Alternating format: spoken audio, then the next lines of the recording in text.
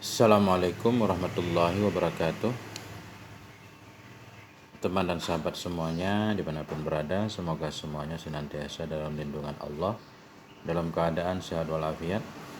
Kita lanjutkan belajar membaca kitab Tafsir Murah Labid karangan Syekh Nawawi Al-Bantani rahimahullah ta'ala. Alhamdulillah, kita sudah sampai di ayat 70 surat An-Nahl.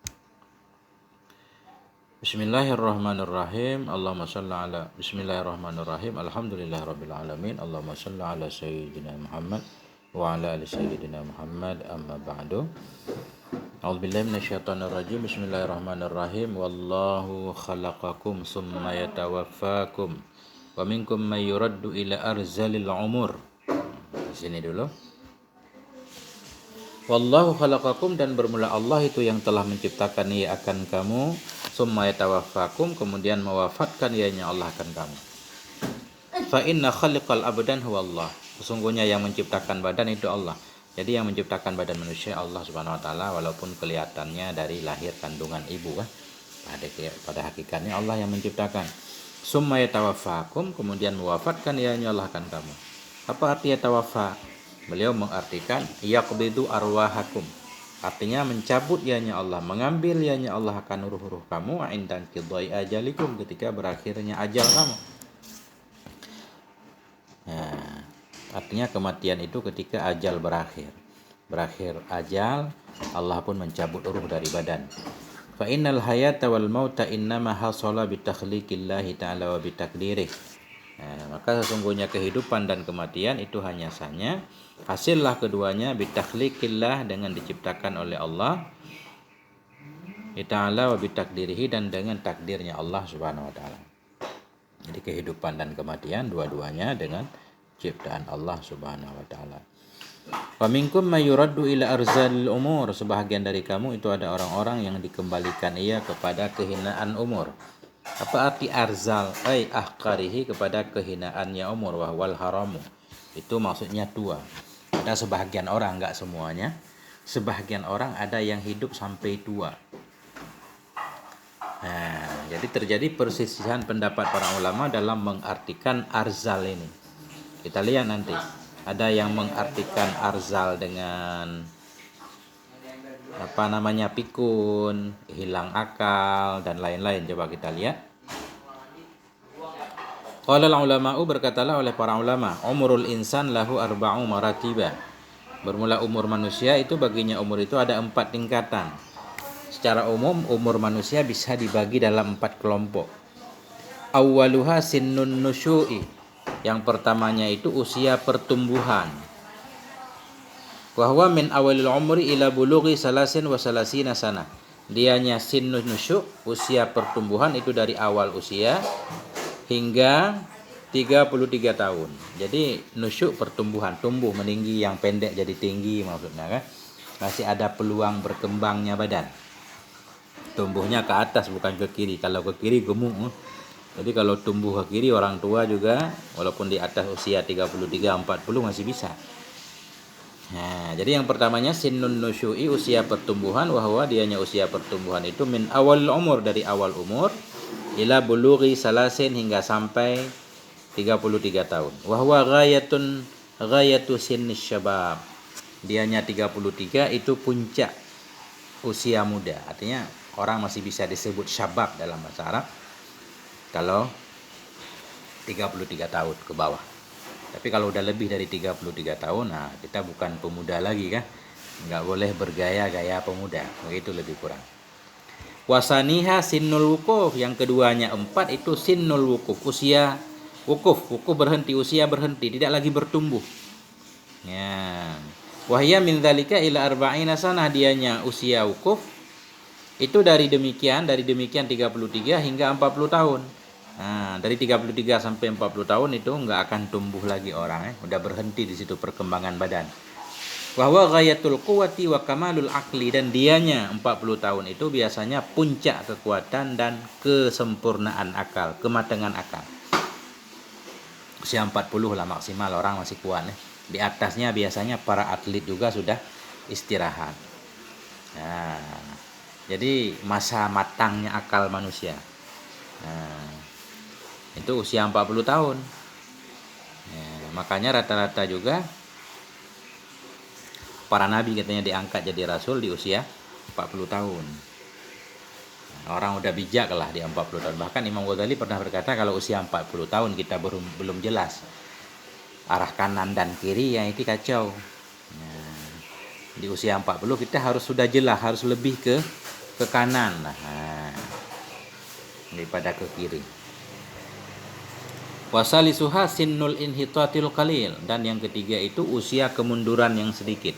Ini mulai terjadi penurunan kekuatan.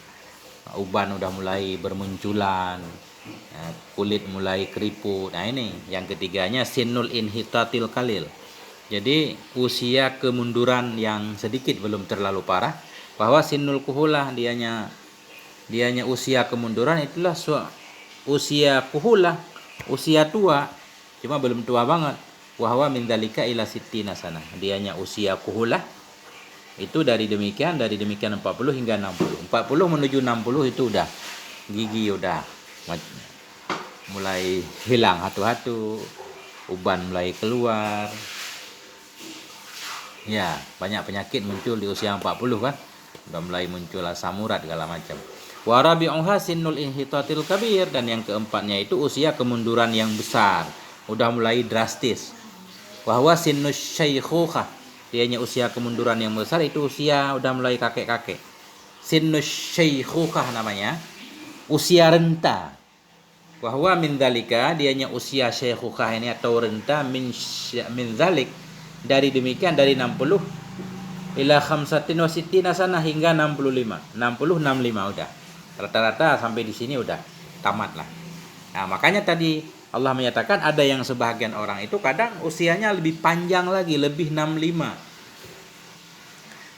Wa fihi yatabayyanun naqsu wal haram, dan padanya usia syaikhukah atau usia 65 tadi nyatalah oleh kekurangan dan ketuaan, mulai muncul tanda-tanda besar penuaan. Qala Ali bin Abi Thalib, berkatalah oleh Sayyidina Ali bin Abi Thalib radhiyallahu anhu, apa kata beliau? Arzalul umuri 75 sanah. Bermula arzalil umur dalam ayat sebahagian dari kamu akan dikembalikan ke umur yang hina. Kata Sayyidina Ali, arzalil umur maksudnya 75 tahun. Khamsun wa sab'una, 75 tahun. Wa qala Qatadah, berkatalah oleh Qatadah, tis'una sanah, menurut Qatadah 90 tahun. Itu udah namanya arzalil umur, udah benar-benar renta. Wa qala Suddi, berkatalah oleh Syekh Suddi, innahul kharaf, sesungguhnya arzalil umur yang dimaksud dalam ayat itu kharaf. Apa arti kharaf? Zawalul aqli, hilang akal. Berarti maksud ayat sebahagian dari kamu itu ada yang dikembalikan sampai hilang akalnya, sampai tua banget, sampai pikun. Nah, tujuannya apa? Supaya manusia menyadari kelemahannya, ketidakmampuannya kan. Berarti dia itu di bawah, di luar kekuasaannya. Kalau kita semua orang pengen muda, tapi kan nggak bisa muda terus. Itu menunjukkan kita lemah, kita punya Tuhan yang menguasai kita. Nah, nggak bisa. Bahkan ilmu-ilmu yang sudah kita dapatkan di masa tua, di masa ini bakal hilang. Waqila, dan dikatakan orang, wal muslimu la yazdadu bisababi tulil umri illa karamatan 'ala Allah taala. Bermula muslim itu tidak akan bertambah ya dengan sebab panjangnya umur kecuali kemuliaan di sisi Allah Subhanahu wa taala. Dan ulama menyatakan makin tua seseorang, makin panjang umurnya kalau taat kepada Allah ya, makin mulia di sisi Allah Subhanahu wa taala. Wa qala Ikrimah berkata, man qara'al Qur'ana lam yuradda ila arzalil umur. Barang siapa yang membaca Quran ya, maksudnya rajin baca Quran, lam yuradda, niscaya dia tidak akan dikembalikan kepada kehinaan umur. Enggak akan pikun ketika tuanya. Nah ini, kalau arzal tadi artinya pikun, berarti masa tuanya enggak akan pikun, enggak akan hilang akal, walaupun di segi fisiknya mundur. Itu enggak bisa dihindari kan? Nah, tapi insya Allah akalnya akan tetap terjaga sehat, bisa terus melakukan ibadah. Ini menurut Ikrimah. Likai la ya'lama ba'da ilmin syai'a. Kenapa Allah mengembalikan? Sebahagian dari kamu itu ada orang-orang yang dikembalikan ia kepada kehinaan umur. Likai la ya'lam, supaya tidak mengetahui ia sesudah pengetahuannya akan sesuatu. Ya, artinya liyasira ila halatin syabihatin bihalit tufuliyah, supaya kembali ia jadi ianya kepada satu kondisi yang menyerupai ia dengan kondisi kekanak-kanakan. Fi nuqsanil akli, dalam kekurangan akal, wa su'il fahmi, buruknya pemahaman, wa fin nisyan, dalam kelupaan. Jadi sebagian orang dipanjangkan umurnya supaya malah jadi tidak tahu apa-apa, jadi seperti anak kecil kembali, kurang akal, susahnya pemahaman, cepat lupa. Innallaha alimun bimaqadiri a'malikum qadirun ala tahwilikum min halin ila halin. Sesungguhnya Allah itu Maha tahu. Artinya bimaqadiri, dengan segala ukuran-ukuran perbuatan kamu, qadirun, Allah itu Maha kuasa, ala tahwilikum, untuk merubah kamu min halin ila halin, dari kondisi ke kondisi yang lain. Jadi apa faedahnya ayat ini? Ini Imam Nawawi menjelaskan faedahnya begini. Ini pelajaran di sini. Sebagaimana hidup kita itu bisa dirubah-rubah oleh Allah, nanti ini bisa menunjukkan kepada adanya kebangkitan. Ini beliau menjelaskan. Wa kanal insanu mayyitan hina kana nutfah. Adalah manusia dulu itu mayat, mati ketika ada ia itu dalam bentuk sperma. Ketika dulu kita dalam bentuk mani, kita mati, belum hidup. Summa shara hayyan, kemudian jadi ianya manusia itu hidup, kemudian kita dihidupkan oleh Allah. Masuknya mani ke dalam rahim, bertumbuh 40 hari ditiupkan ruh, kan bertumbuh hidup. Summa mata, kemudian kita dilahirkan ke bumi, hidup sampai tua, mati. Dari tiada menjadi hidup, kemudian mati kembali. Falamma kanal mautul awalu jaizan, maka manakala adalah kematian yang pertama itu jaiz. Arti jaiz, yang pertama kan nggak wajib mati ya.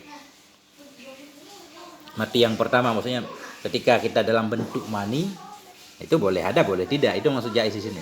Maka manakala adalah kematian yang pertama itu jaiz, nisi adalah kana audul mauti jaizan, nisi adalah kembali mati itu boleh pula. Awal kita nggak ada, kemudian ada, kemudian kembali tidak ada. Kembali tidak ada itu karena ketiadaan pertama juga bukan hal yang wajib, ketiadaan kedua juga sama saja berarti. Kalau dulu kita mati, maka sekarang juga bisa saja mati. Ya, fakadzalika lamma kanatil hayatul ula.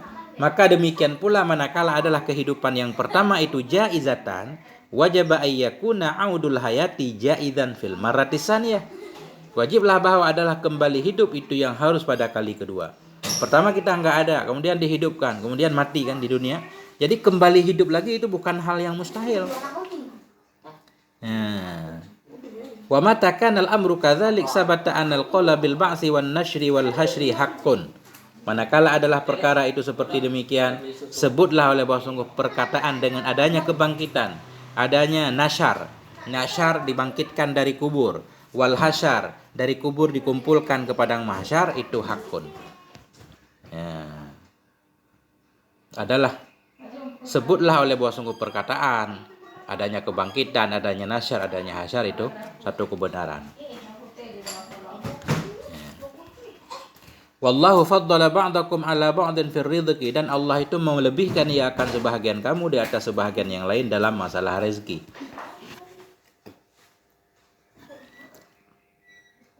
Artinya rezeki itu apa namanya?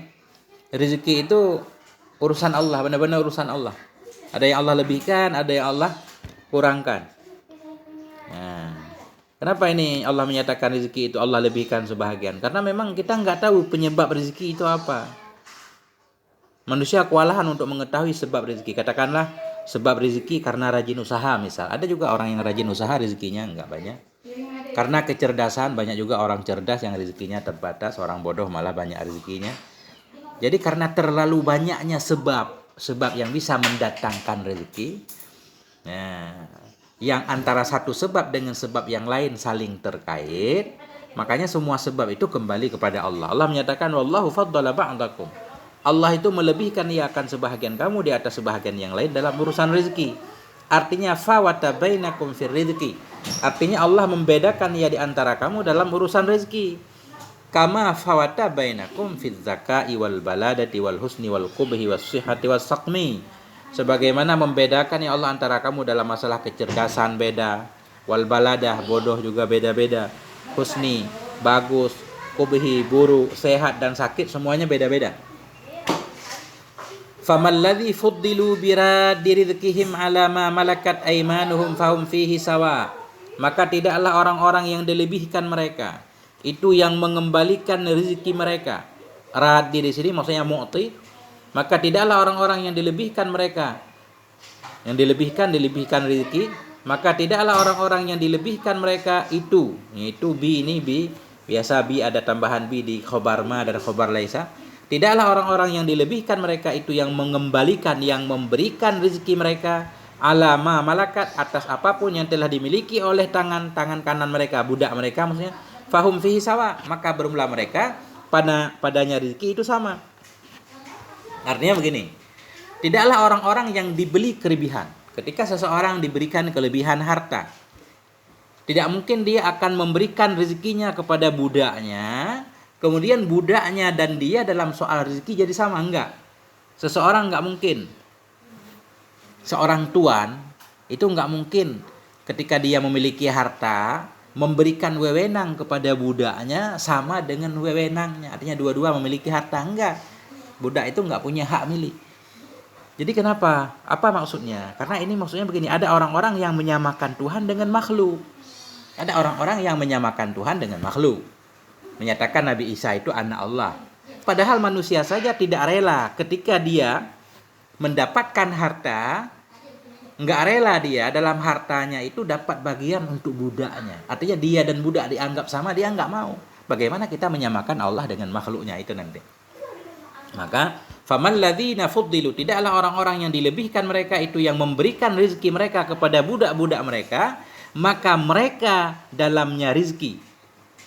Mereka di sini fahum, maka bermula mereka dan budaknya dalamnya rezeki itu jadi sama, mereka enggak akan mau. Artinya falaisa alladzi fuddilu fir rizqi, tidaklah orang-orang yang diberi kelebihan mereka dalam soal rezeki ala ghairihim, kelebihan di atas orang lain itu bija'ili rizqihim, itu yang menjadikan rezeki mereka li'abidihim, untuk hamba-hamba mereka. Tidaklah orang-orang yang diberi kelebihan dalam soal rezeki, kelebihan dibanding orang lain. Tidak mungkin dia menjadikan rezeki mereka untuk hamba mereka. Enggak mungkin dia memberikan rezeki ke budaknya. Hatta takuna abiduhum, hingga jadilah hamba mereka padanya rezeki bersama mereka itu jadi sama. Fil mulki, dalam kepemilikan. Hatta takuna abiduhum, hingga jadilah hamba mereka dalam soal rezeki bersama mereka itu sama. Fil mulki, dalam kepemilikan. Itu enggak akan terjadi. Enggak mungkin orang-orang yang mendapatkan rezeki akan memberikan rezeki kepada budaknya hingga antara dia dan budak dalam hak kepemilikan dianggap sama. Enggak mungkin. Padahal mereka sama-sama manusia. Wahum amsaluhum fil basyariyah. Padahal mereka antara tuan dan budaknya itu sama saja. Fil basyariyah, dalam segi kemanusiaan, kemakhlukannya dan rezekinya sama. Padahal mereka itu sama-sama manusia, budak dan tuan sama-sama manusia, sama-sama makhluk, sama-sama mendapatkan rezeki dari Allah. Tapi mereka enggak rela ketika disamakan hak miliknya dalam harta. Maka bagaimana orang-orang menyamakan Allah dengan makhluknya? Ini.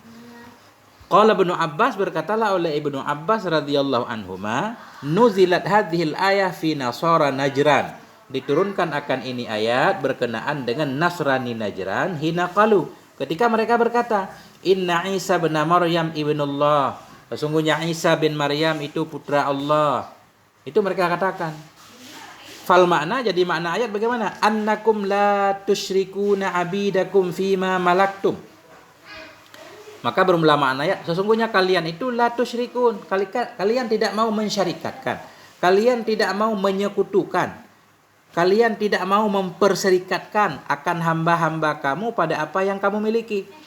Kalian tidak mau kalau memiliki harta, budak kalian juga punya jatah di situ. Kamu enggak akan mau. Fatakunu sawaan, maka jadilah kamu itu sama. Kalian enggak mau memasukkan budakmu dalam kepemilikan hartamu hingga kalian jadi sama. Itu kalian enggak mau. Fakaifa ja'altum abdi, maka bagaimana bisa engkau menjadikan hambaku siapa hambaku Isa ibnan li wa syarikan bi fil ilahiyah, maka bagaimana engkau menjadikan akan hambaku yaitu Isa sebagai anak bagiku dan sekutu denganku dalam ketuhanan. Nggak bisa. Kalian yang sama-sama manusia saja nggak rela disamakan dengan budak dalam kepemilikan. Afa bi ni'matillahi yajhadun. Apakah dengan nikmat Allah mereka mengingkarinya?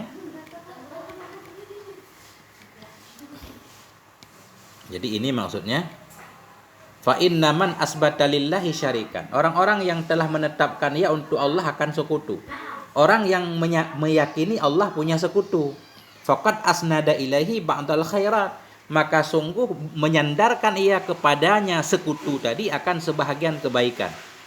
Fakana jahidan likauniha, maka ada yaitu yang ingkar bagi keadaannya kebaikan dari sisi Allah. Maksudnya begini.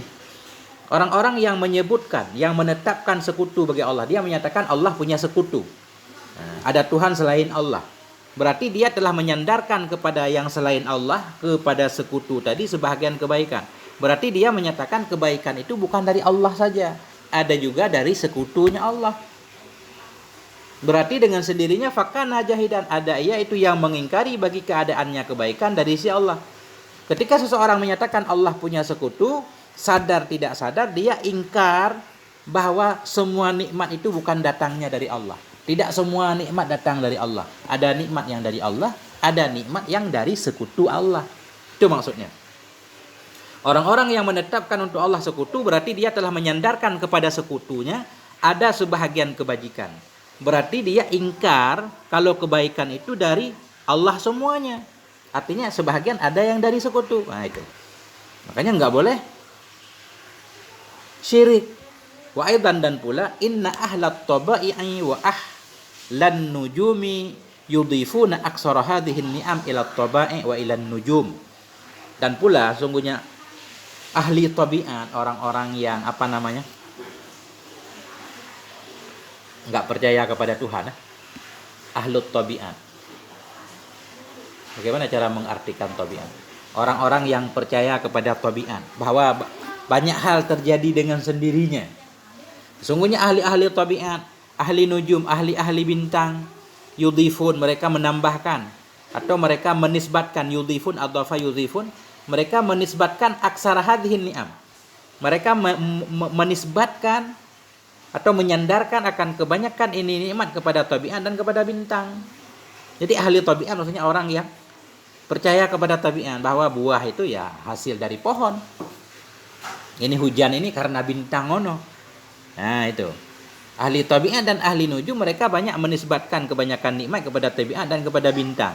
Artinya nikmat itu seolah-olah dari bintang itu, dari pohon bulan dan seterusnya. Wazalika yujibu kaunahum jahidina likauniha minallah. Wazalika demikian idhofah tadi. Wazalika demikian mereka menetapkan kebanyakan nikmat itu bahwa nikmat itu dari bintang dan tabiat. Itu menyebabkan ya yujibu, mewajibkan ya, menyebabkan ya kaunahum akan keadaan mereka itu jahidin. Dengan sendirinya mereka telah ingkar likauniha bagi keadaannya nikmat itu dari Allah. Berarti dengan sendirinya dia ingkar bahwa nikmat itu datangnya dari Allah. Wa qara Asim, dan telah membaca oleh Asim dalam riwayat Abi Bakar tajhadun dengan ta alal khitab, bukan yajhadun. Ayat di atas yajhadun tadi. Mungkin sampai di sini dulu, jangan panjang-panjang. Moga ada manfaatnya. Mohon maaf atas segala kekurangan. Walhamdulillah wal afwa minkum. Wassalamualaikum warahmatullahi wabarakatuh.